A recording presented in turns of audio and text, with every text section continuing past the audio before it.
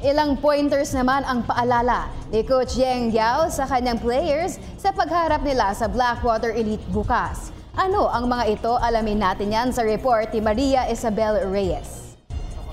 Fresh mula sa kanilang panalo kontra Phoenix Blue Masters, umaasa si Rain or Shine Elasto Painters head coach Yeng Guiao na makukuha nila ang kanilang ikalawang sunod na panalo sa pagharap nila sa Blackwater Elite bukas sa Inares Center sa Antipolo City. Ayon kay Guiao, ilang pointers ang pinapaalala niya sa kanyang mga players para maiwasang maulit ang kanilang debut loss kontra TNT Katropa. Ang importante, huwag kami maunahan, no? So we will have to start strong against them.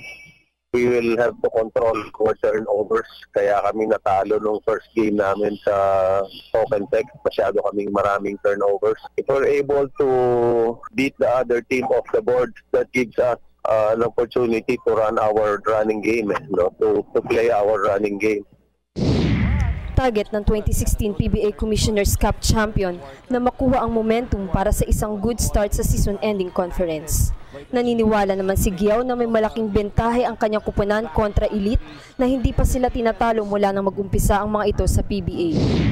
Tingin namin pagdating sa bench rotation sa lalim ng bench, siguro may advantage naman kami sa Blackwater, no? So kung mabilis ang laro and we can keep the game fast, our bench will be able to help us out and sustain the speed and at the same time be fresh for the end game. Samantala, hindi naman daw dismayado si Yeng kay Gilas 4.0 member Jeff Chan na dalawang game ng struggling mula sa 3-point lane. Anya, nauunawaan niyang nag-a-adjust pa ang shooter sa pagbabalik nito sa PBA.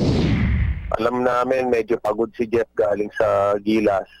Disappointing yung shooting niya last night, 0 out of 7 siya. Medyo wala pa siya sa timing. Veterano naman si Jeff, he will find other ways to contribute. Meron siyang rebounds, meron siyang assist.